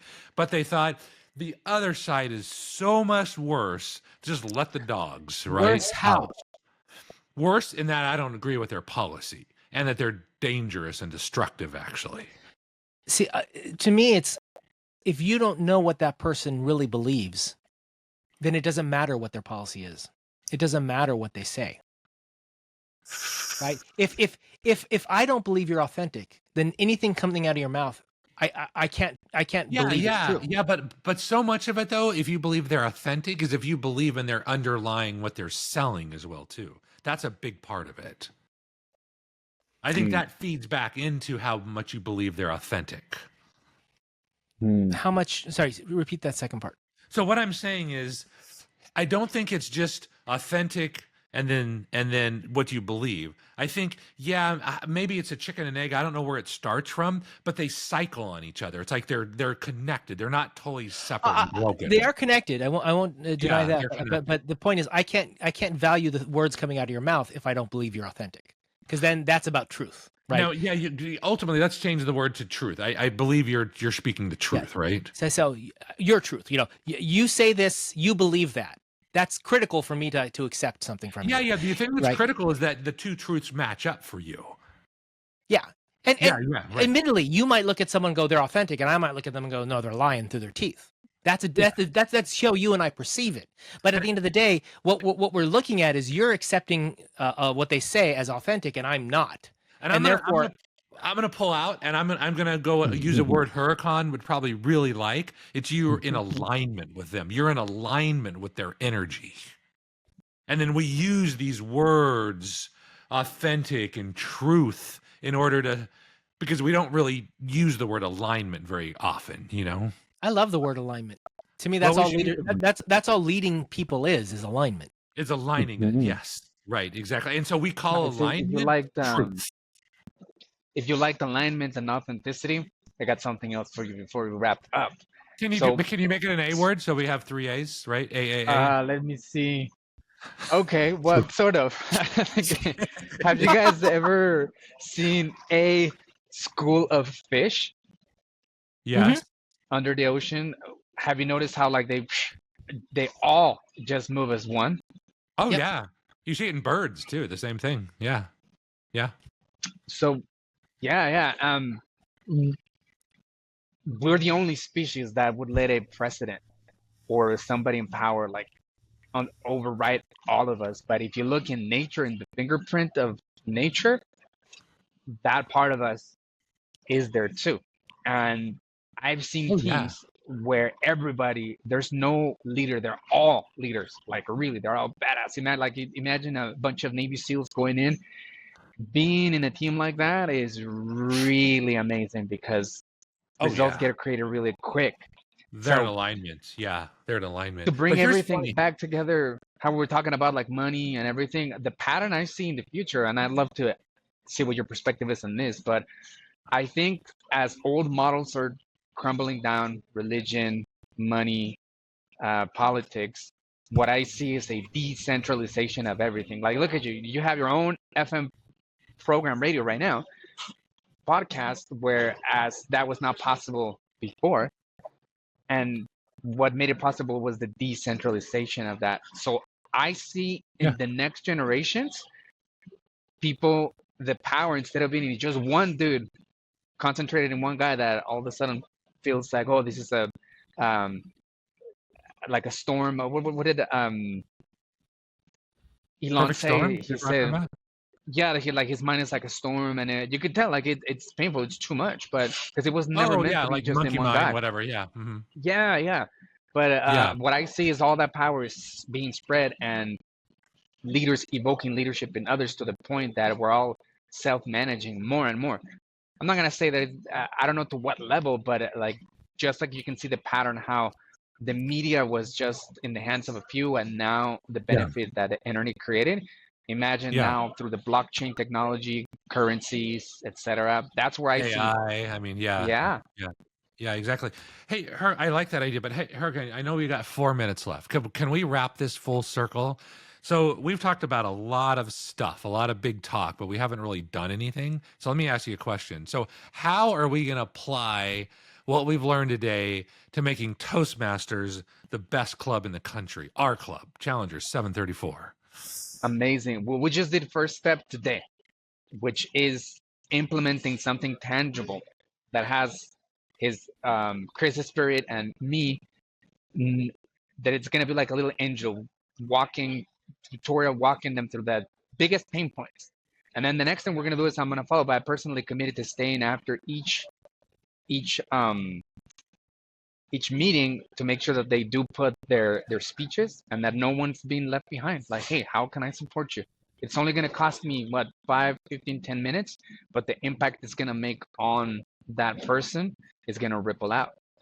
Yep. And then we're also going to celebrate everything, because what gets celebrated gets repeated. We're going to celebrate what's working. Yeah. Okay, I like that. I think that's really good. In fact, you know what I think we should do? Okay, if you're a real leader, right? This is what I would do if I were you there. I would then go in and immediately change the schedule to put in like a celebration chunk or something else. Because we have 90 minutes, right? Every week, and you can break that up in any way you want. So literally you'd have to bake it into the DNA of the structure, and then it'll fit. In the agenda. Yeah. I mean, we do have that section. That's what it's for. The old business, new business is literally open for us. But you Sometimes could we're make like a VPE section, right? VP of Education section, and say awards, whatever, you talk about. You could have a member.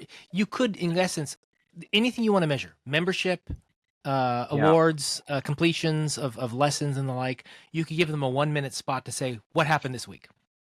Yeah, like you should celebrate me, because I just got moved up. I just completed like level 2. I literally just came in like 2 or 3 hours ago, actually. So I should be celebrated. And then everybody else said, "Oh, wait a minute, why is he getting props?" Oh, because he actually did a pathway speech. And they're like, "Oh shit, maybe I should do a pathway speech," So that's what you're talking about, I'm assuming, right? 100%. Yeah. Anything that is working. I think that the formula was celebrate what's working, shift what's not working, and then close the gap. And then I love it. Okay, dude, you got your work cut out for you then. Yep. Because Amazing. you could take us, and then here's what you could do. You could finish, and you might take it all the way, but at least what you do is you at least start the momentum, you start the movement, and then you start training other people under you, your successors that'll take up, that share the same vision as you share.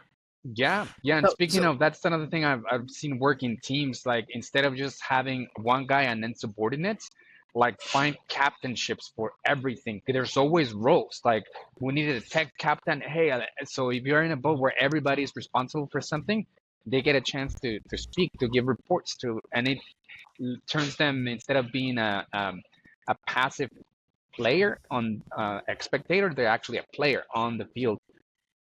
I love it. I've seen that work. So one thing you might I don't know if you're aware. We got 1 minute left, so we gotta wrap it up. I don't know if you're aware of this or not, but when we went to the pandemic, we were coming from a meeting in person to meeting online, and getting people to use our website, getting people to do things online was really tough. Everyone resisted, but we got it to happen. It took a lot of effort. It took several officers multiple times. The way we do availability, all those things were things that we had to develop and overcome. The culture of the club, the momentum of the club was not to do that. We had to build that momentum. So it can be done. Yeah, 100%. Let me plug in before this dies. So I remember you mentioned it needed to. Yep. All right. Well, so we're out of time. We got to get anyone who's listening, remember to comment, remember to like, subscribe, all that fun stuff. Talk about all the incredible things we talked about today, anything we need to bring up. I still have a list of things we didn't even get to, so Hurakan needs to come back for those. With that, any last comments before we close out?